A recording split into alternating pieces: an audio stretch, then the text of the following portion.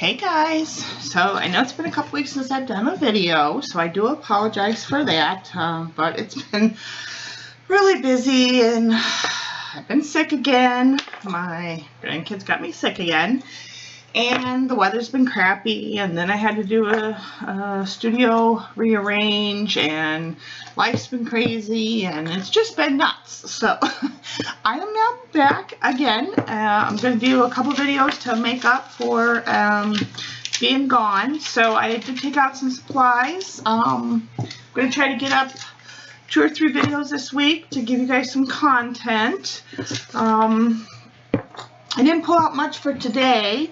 I got my matte medium, my clear gesso. I pulled out, and I don't know if I showed you guys this, or those who are new to my channel and maybe don't follow me all the time, but the paste I'm going to use is the Prima chalk paste, and I pulled out the color Hubbard Squash, and you'll know why in a minute as far as the color goes.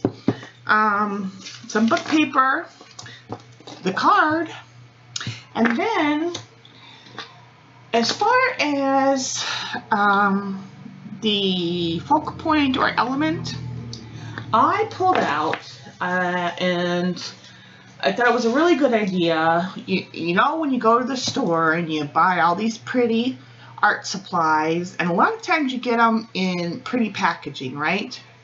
Well, a lot of times the packaging itself is really sturdy and you can actually create on the package, but I thought, and I'm sure other people have done this, why not use the packaging as elements? You know, some of the packaging has flowers on it, or it has animals on it, or whatnot. I've been hoarding this, and I don't know why, but I have a old Jane Davenport as you can see, I kind of devoured it. I had an old Jane Davenport packaging from her first product release, and this packaging had napkins in it.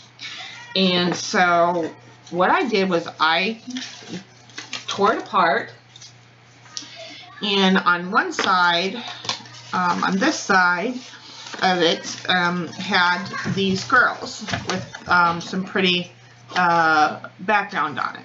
Now, I'm not a big Jane Davenport person as far as her products goes, but I'm a napkin user. I like pretty napkins in my art, so that's why I bought the package. But I thought I kept the package around, and so I thought I would use this now. And what I did was I pulled the elements off the side that they were on to make them a little thinner, because I like working with thinner elements. So that's one thing you can do. If the die cut or the element that you're working with is really thick, try to peel it apart. And most times than not, you can. If it's, you know, easily pliable, you can just peel it right away from the backing. And so I did that on both sides. One side had the girls, and one side had this pretty just colors on it. And this is just the side that shows all the different kind of napkins that came in her package. So these are going to be my focal point elements for this page. This page is going to be really simple and really easy. I'm not thinking that there's going to be a lot to it in terms of anything really hard or anything really a lot of steps. So hopefully this video will be really, really quick. I also have this flower that I quickly watercolored a few weeks back that I might add on there. I don't know. It's just a really loose floral that I had on a really thin piece of watercolor paper. So I might add that on there. I don't know. But what I'm going to do is I'm going to go off camera, and I'm going to, do I want a gesso? Now I'm thinking. Now I think, what's my next step? Because if I'm just going to put paper down as my next step, I may not gesso. I may save that step save the product, thus saving money and saving time. Let me ponder that, and I will be right back. Okay, I've decided I'm going to save us some time and some money along the way, and I'm just going to adhere down some paper, some book text to start with. I'm not even going to waste time thinking about it. It's not worth it. This just makes sense to me, so I'm just going to tear and glue. And I don't even know why. I probably could have used glue stick, but yeah, well, there's that. If you don't have for quick glue over there, for this you could have used glue stick, I guess. Especially if you want to keep some of the lines or some of the paper not so stuck down. If you want to, keep some texture, I'm just going to go ahead and do what I do.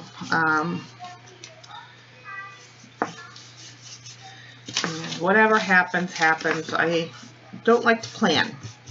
So I gotta stick with who I am and be intuitive at the same time. Let me make sure you can see what I'm doing. Not that this is all that, exciting at the moment. I mean, I'm only gluing, right?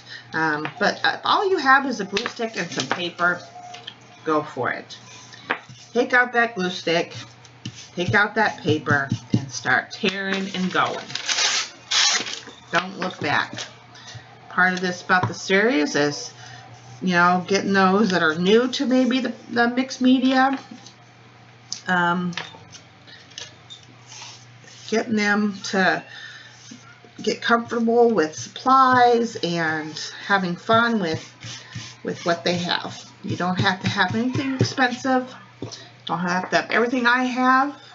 I'm going to show you what I use and tell you why I may use certain products, and you follow along with what you have, and then when you can, or when you get more stuff, or if you want to follow along with what you have now and then come back and follow along again when you get different supplies, that's good too.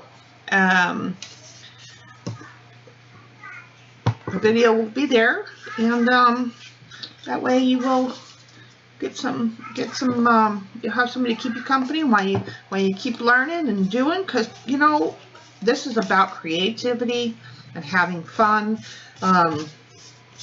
Yeah, don't let your products or your limited products or anything hold you back or stifle your creativity. That's a big thing. Remember that. Stay creative. It doesn't matter what you have, or even if you're someone that's been arting for a long time and you're just having a stuck moment and you just don't know what to do, find somebody to follow along with, even if it's not me. Maybe you happen upon this video by chance, and you're just catching this part of the video by chance, and then you have a favorite YouTuber. Go find that favorite YouTuber and follow along. Don't forget to subscribe on your way to the and come back and see me. But yeah, stay creative.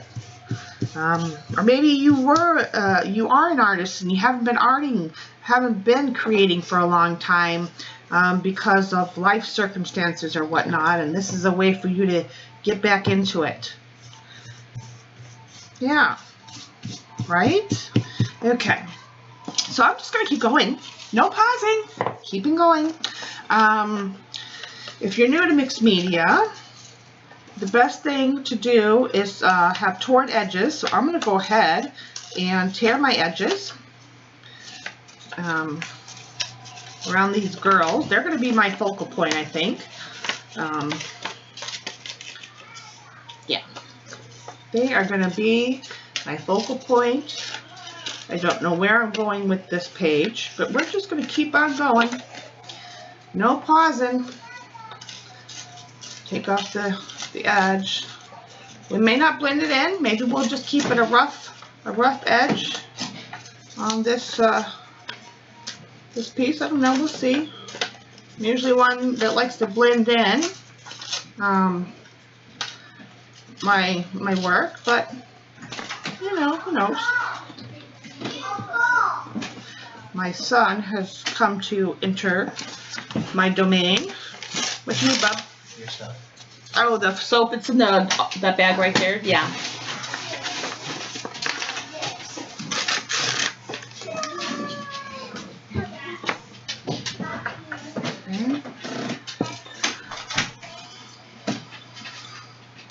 Okay. Yeah, and then we're going to put some paste or a stencil. Oh, and I got a whole bunch of new stencils. If you don't follow my live shows, I did a big haul the other day. So, yeah, I've got a bunch of new stencils. And, yeah. All right. I really don't want to not have any piece left undone. So, or unused, I should say. So, and we don't want to put them girls in the middle. Maybe we'll put them off to the side. Maybe we'll, I really like this piece. Maybe we'll keep that one up there. Yeah. Keep that one up there. Bring the girls down here. They're kind of looking that way. So, maybe they'll be looking at the crowd.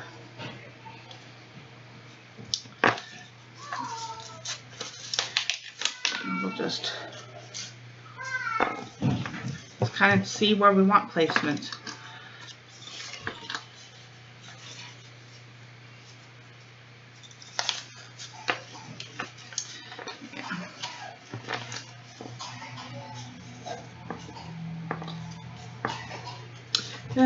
Gotta pick a stencil. Like I said, I got a whole bunch of new stencils. I don't know. This my flower does not go now, I'm thinking. So, yeah, I think I like that crazy edge on there. So, I'm going to finish tearing these. And we'll get these in here down. It's just going to bring in some extra color in the background. And then I'll pick a stencil. So what I'm going to do is I'm going to finish tearing these, make sure I have no straight edges. Sometimes straight edges are unique. Like I could have left this green one, that one might have been nice. But you know, I didn't. But sometimes it's nice. Like some of these I got some mix of straight and rough edges, and that's okay. But if you're trying to blend, have some rough edges. I think I kind of like that. I'm going to leave that as is. Yep, that's going to go like that, I think.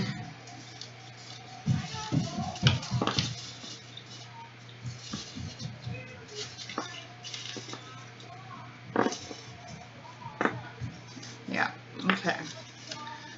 It's very bright. I will say that this paper is very bright, but we'll calm it down a little bit with a little bit of stuff. I don't think I'm going to use these faces.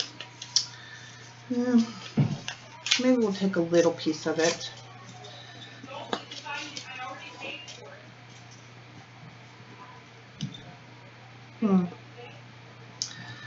Maybe not. Maybe that piece is just staying off the piece altogether. Okay, so let me go off and find a stencil, then I'll be right back. Okay, I'm back. So, again, if you have not watched my live shows, I highly recommend them.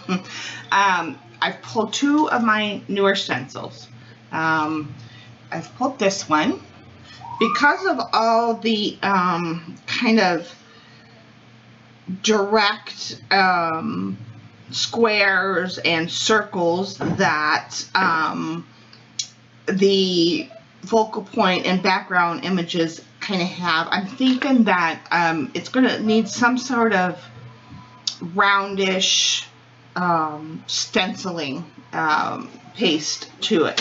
That's how I kind of go about it sometimes. I'm looking at my background pieces, and they're very, you know, a lot of squares and rectangles, a lot of, you know, this is circles. So I'm thinking, and then my background paper's also got a lot of edges I left and stuff. So I'm thinking it's going to need something a little abstract, little, you know, these are not quite, you know, they're not circles, they're like flowery.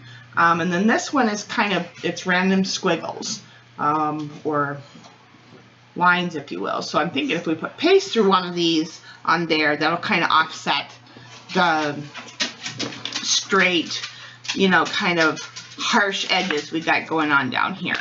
So what I'm going to do is I'm going to go ahead and get this glued down. So we can start there, and then I did pull out my white gesso. I'm thinking we can push this back a little bit. Oops. Now this is slick paper, so it may not want to glue down right away, but we might get lucky. It might, because I did, again, I thinned it out. Okay, there we go. So it's adhering pretty well. Don't work with packaging very often, but I saw it in my stash and I've kept it. Because like I said, this came with napkins in this, but a lot of the packaging when we buy art supplies, it's slick, but it's also very pretty. And if we're just putting it in a journal, you know, or like I said, there's a lot of people, I see a lot of videos where people will use the packaging as a substrate. It's great for that. You know, you gesso over it, you know, and because it's so thick and sturdy, you know, it makes great substrate to do tags on, or, you know, make into different journal pages size with it, you know, because it comes in different sizes, you know, to do journal pages on. So yeah, don't be afraid to keep that packaging, folks. All right, so I am going to, okay, so I think before I proceed, I am going to give this a little bit of a whitewash. Now, I like to do whitewash because it helps bring the piece together, especially if you have a lot of different elements, and a lot of different elements, they have a lot of different colors and stuff going on. So I'm just going to kind of go over here a little bit, and it knocks it back a little bit. It kind of makes the pieces cohesive. Yeah. And then I do find that with the way I work, and you'll see in a lot of my larger journal pages, that it's, I find I get a glow in my work when I do this. So, and then we're going to dry it up and everything and do our normal, bring in some watercolors, and I'm just dry brushing this on. I'm not adding, if I wanted a really light wash, I would mix it with water. But I am just doing a dry brush, not thinning it out any. I haven't even dried this yet. I'm just moving on. And when you do something like this, you can do that. You can just, if you're not adding any mediums or putting any stencils on it or anything like that where it's going to pull up, you can just keep moving. You know, why waste time drying and all of that? You just got to know, you got to know when you need to dry and when you don't. Yeah, okay. So that knocks that back a little bit. All right, so then we'll have our girls here. We'll have some stenciling. Okay, so now I'm going to dry this and come back, and then we'll decide on our stencil. Okay, I'll be right back. Okay, so now I'm going to decide. So our girls are going to go there. Do I want to bring in this stencil or this stencil? I kind of like them both.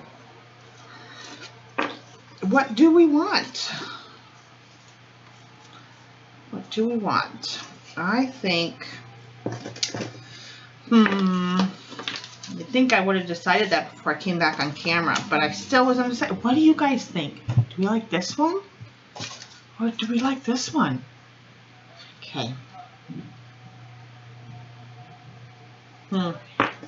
I'm going to choose this one. If you were to choose, let me know in the comments which one you would have chosen. Would you have chosen this one, number 1, or would you have agreed with me and chosen this one? I'm curious. Let me know. Let me know about that. I'm going to get out my palette knife here.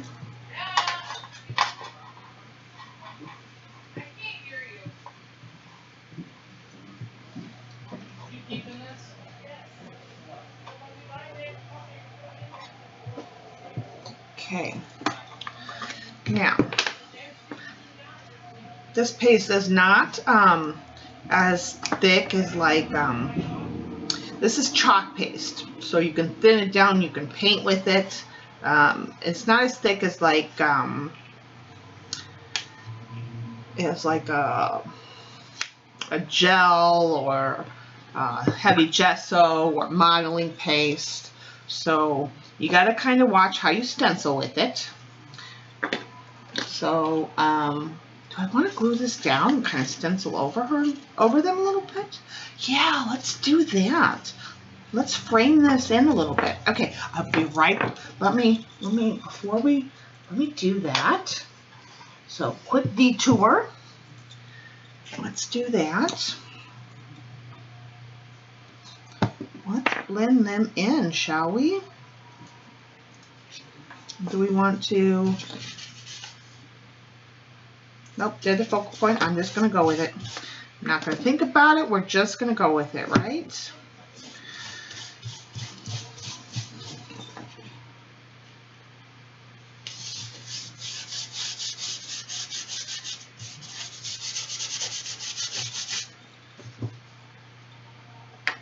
Just going to go with it.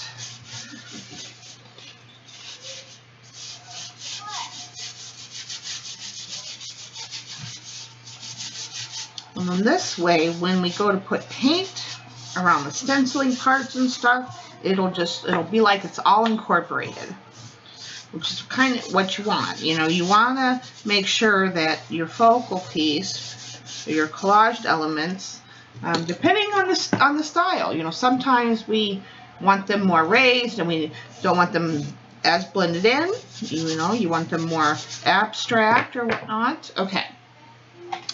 So now, quick dry on that. I can make sure that that's adhered down. I'm going to make sure that I get all sides of this. Make a smaller brush here.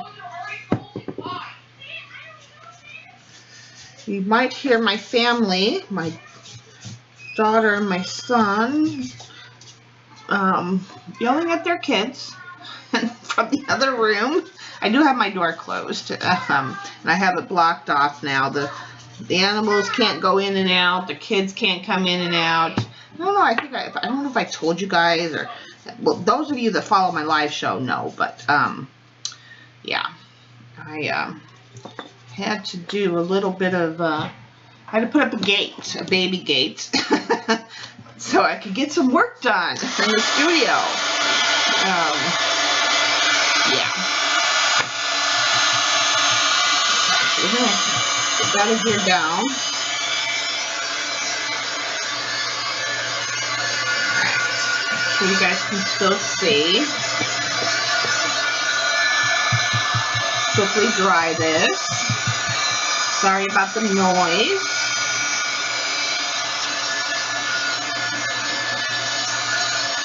Okay.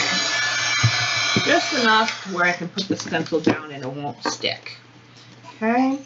So I'm going to get a little bit of the paste because, again, this is a little bit thinner than some paste, but I like it. I like it because it's thin and it dries. It's very silky. Yeah, we'll just call it like that. It's very silky. It's nice to colorize around it. Yeah.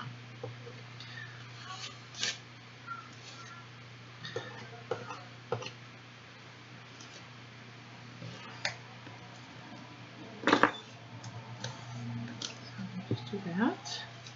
Perfect. Come in here. And I'm going to turn my work here. And I'm going to reach this without getting a mess. Move this one out of the way.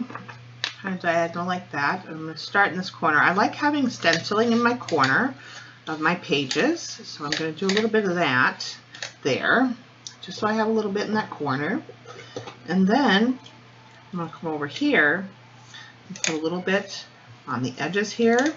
So I kind of incorporate them into the page. So it's going to help them meld into the page, like as if it was one, right? And then we're going to come up here. I'm going to kind of do the same thing. I'm going to put it diagonal so I don't get any weird stopping points or hard edges. And I'm going to incorporate them right into the page.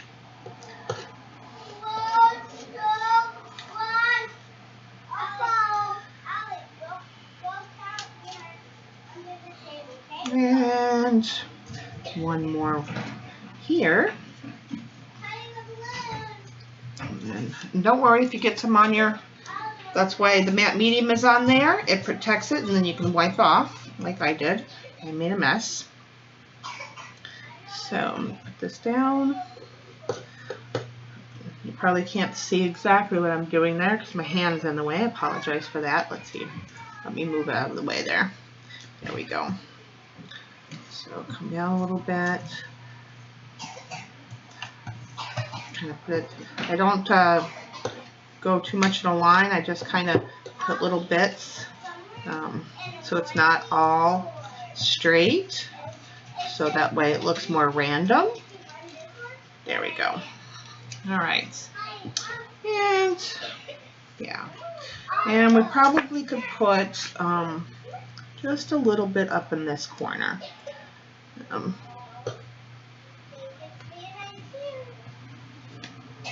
There we go. There we go. Now it looks like as if it's part of the page.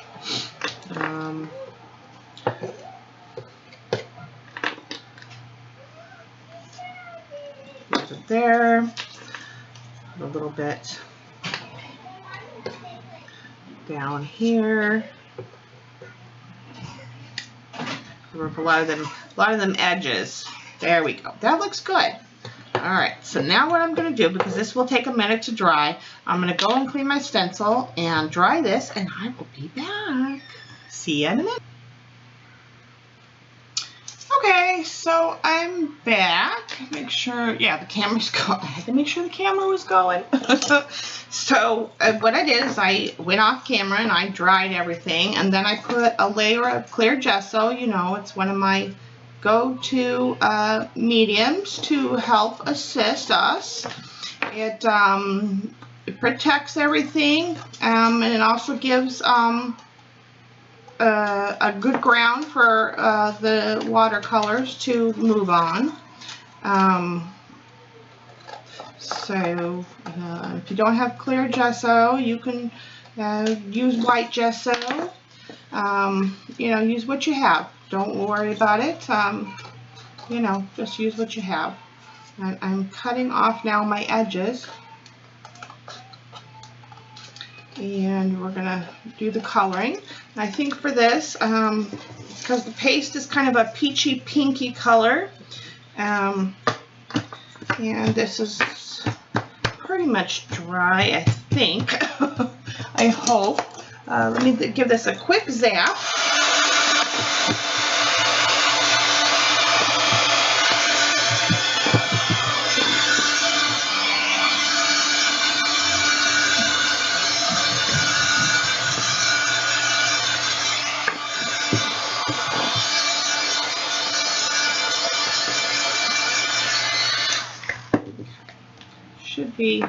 Should be good enough to go. Let me fold it here. Ooh, it's still warm, a little bit thick because I got a couple layers on there. Okay, just want to make sure we're good with our crease there. So, okay. I'm gonna use, I think this set has a turquoise in it. You know, I'm still using my my set of Rembrandt watercolors. Because again, I want to try to use them up as much as possible. And so I'm going to do that. And it has a nice, lovely turquoise in the mix. So, and I have my blue here. So we're just going to go ahead and use that. It has some blue already in the blue well, but I'm not going to worry about that. I'm just going to mix it and keep going.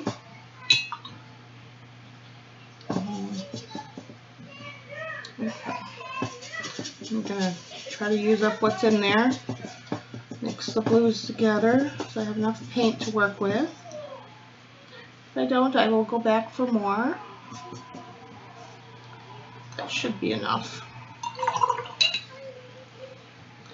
Again, remember we have I have my rag here from my dab off. I don't know if I showed you that. I think I did on the other videos. But yeah, I always keep a rag for the dab off. And I have my water here. It was clean a second ago. And I typically, I don't know if I also told you, but I typically paint with 2 brushes. You don't have to. A lot of people don't.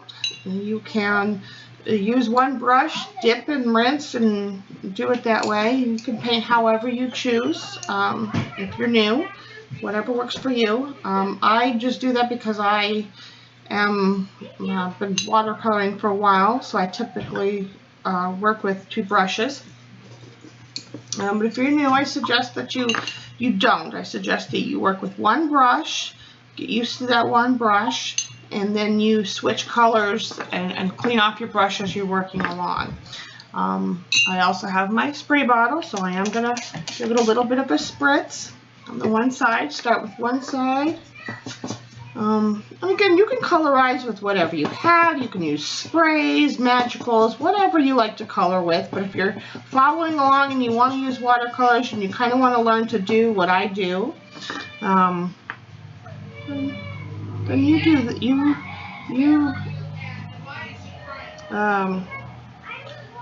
And you can try to do, but I do suggest you still stick with one brush. So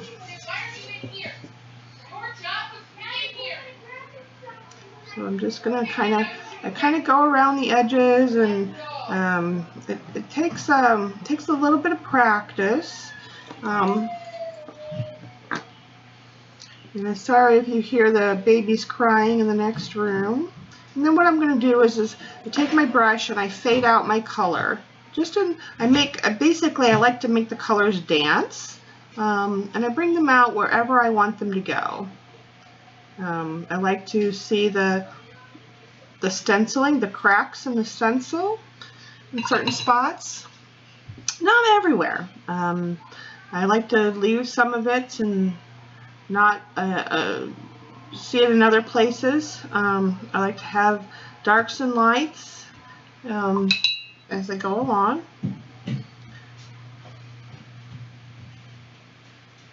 Just fade it out here. See, bringing it out a little bit here, a little bit there, and you can see how it's, I don't know if you're down enough. Let me bring in the camera a little bit. maybe that'll be helpful to you too. Yeah, that might be a little bit more helpful to you. So you can see the divots in the stenciling that I do. And then I'm going to come back in, add a little bit more color, and make it darker in some places. Just take your time doing your coloring. Don't go as fast as I'm going, but go with what appeals to you, with what looks right to you. And then I'll go around the top here.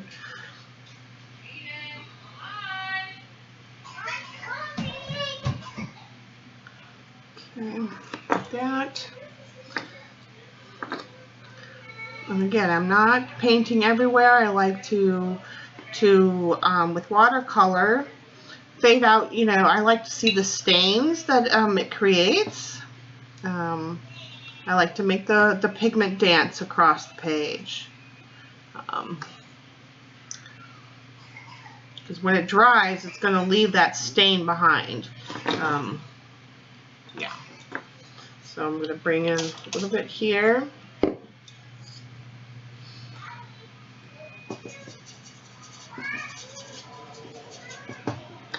Make sure I have pigment on my brush. Make sure that this has got a little bit of wetness. Remember, the watercolor is typically only going to be, it goes either two places. It goes where you put it or where the water is. It's only going to, if I put it on a dry piece of paper, it's not going to go anywhere. But if I put it where it's wet, if I put water there, okay, and it's going to go, see how it travels? It's going to travel wherever it's wet. See how it travels? But if I put it on a dry spot, it's not going to go anywhere. So just remember that. With watercolor, it only goes wherever it's wet. So you have a little bit of control. Now that's not to say that you can completely tame the beast, right? It's a different animal than acrylic. You have to know that going in with working with watercolor, and even acrylic inks are kind of the same way. They kind of have the same attribute that watercolor does. They behave a lot like the same way. So if you see me pull for an acrylic ink, you're going to kind of see that they're going to work the same way. And I'm not sure why that is. It maybe has to do with the binder, or just the way, because they're so fluid. But I love working with them because they have that attribute, that feature. So just remember that, you got to know the best way to get to know your products is to play with them.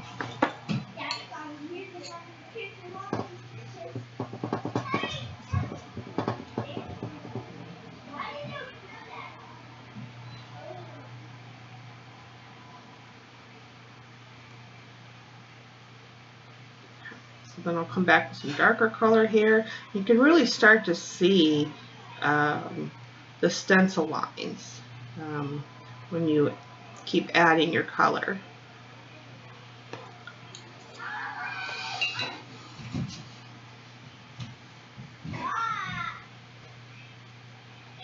You see how that paint moves where I move it. But just by dragging a little bit of water, it goes where I tell it to go.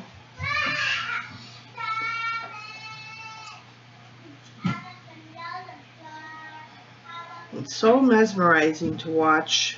That's why I love working with fluid pigments. It is just so mesmerizing to watch what they do. Yeah. And it's never the same. Just when you think you got them figured out, they surprise you. I find acrylics, I didn't enjoy the process with acrylics so much because they're very, probably because they're very predictable in their nature. I find that I just didn't enjoy the process. I think it's because of that. They're very, you know, they're very matter of fact. Whereas with watercolor and inks and the like, they're their own animal, and they're always gonna behave. And different pigments or paints from different manufacturers are different too. Just because one pigment from this manufacturer behaves one way doesn't mean it's going to behave that way from all of them. You know, you might get a color from Daniel Smith, and then you pick up that same color from M. Graham, and it's going to be completely different. Some of that has to do with the binder that's in them. Some of that has to do with how refined the pigments are ground, you know, at the manufacturing. Yeah, so it just depends. But it's so fascinating, and that's why I completely love fluid pigments, because they're so unique. Yeah. See how all this staining, you can see all of that. Got lights and darks, and yeah, I just love it. And I hope that those of you that are new, maybe you're picking up watercolor for the first time. Maybe you are used to acrylics, you know, and maybe this is something you're following along because, you know, you need a new challenge. And I hope that you'll come to appreciate, and maybe, you know, you won't completely change over to watercolor, but, you know, or liquid pigments, but maybe you'll appreciate them as much as I do. Okay, so that's beautiful. I love that. Okay, now I'm going to spray this one last edge here.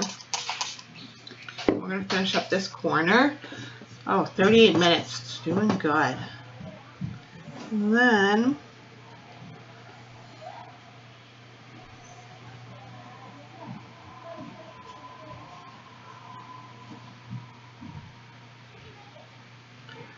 we are going to finish up. I'm going to,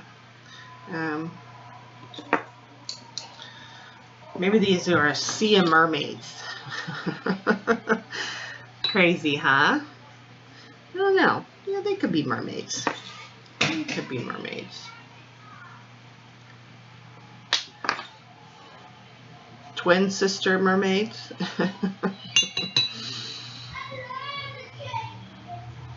Yeah, I'm trying to think of what they could be thinking or doing. Try to tell a story.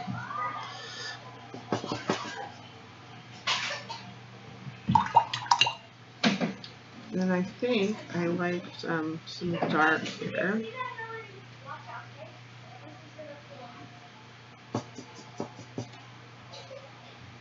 Darken these edges a little bit.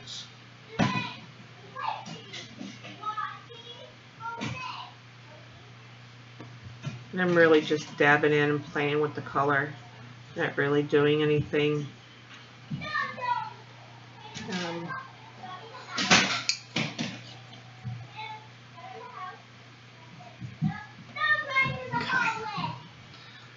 Okay, so that's that. All right, so I think now I do apologize for the noise in the background. All right, so because if I can hear it, I know that you guys are probably hearing. I did not do this one corner very well in my haste to get this done. Okay. Because I do want to get some more content out there for you guys. So what I think I'm going to do now to bring those girls forward is I'm going to, can I do it with paint? Maybe I'm here already, right? So I'm gonna bring out neutral tint. Let's see if I like that. Yeah, let's do that. Maybe I'll add a little bit of you know what, let's add a little bit of this to it. Don't need that much water. So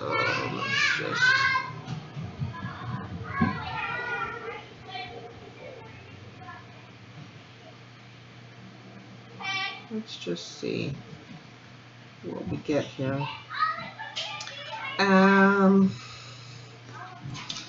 Is that the right color? I'm just playing with my color here, trying to get the right mix. If you have a dark purpley brown or red purpley brown, go with that. I'm gonna try to bring these girls forward a little bit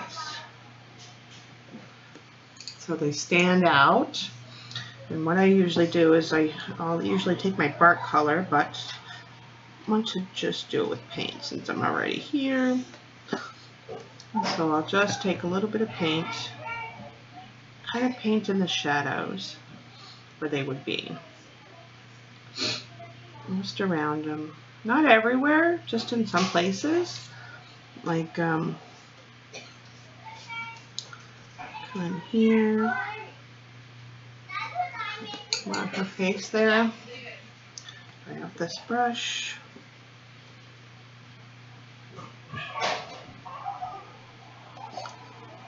Just a little bit.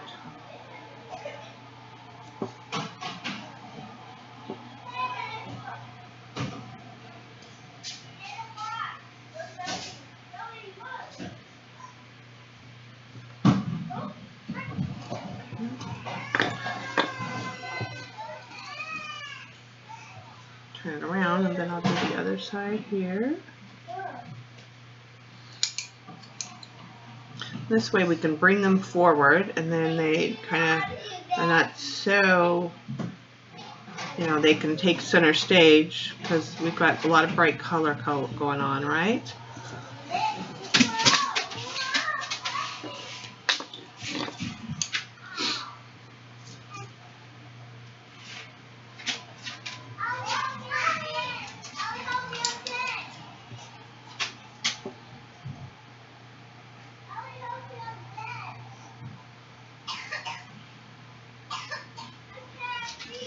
And this is good practice for you to learn brush control.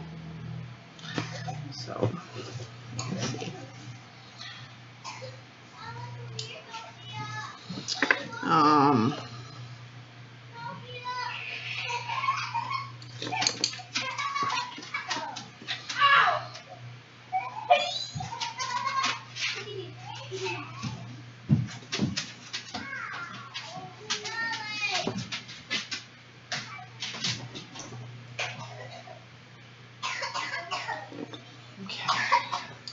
Let's see here. That. Okay. Let me see. I like to sometimes look in the camera or look at my piece from far away to see if I need any more shadows or need any more coloring anywhere. Okay. You know what? I think I do want to bring in just a little bit more dark in their hair. And then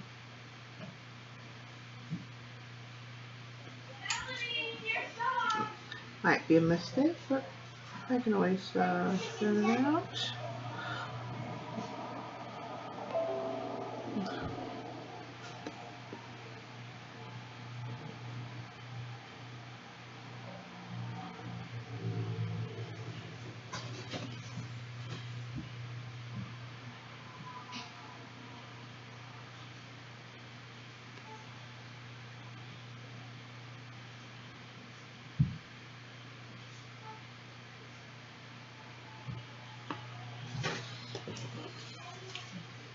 yeah, that makes them pop out a little bit more. And I won't do every hair everywhere, just here and there, just to kind of make it look more, you know, something not so collaged.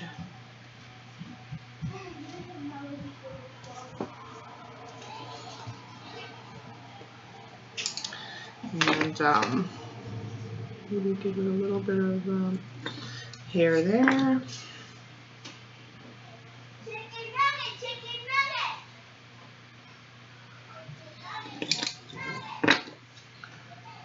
Right there.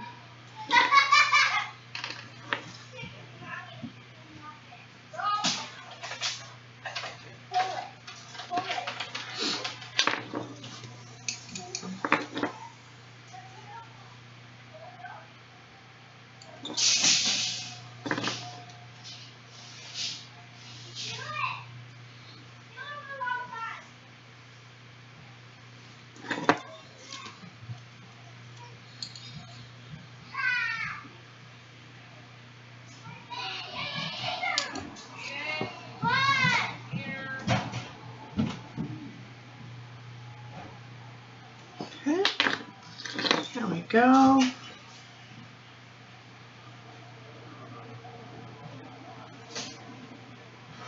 Okay, so I think that's good. It brings them out a little bit more than they were before.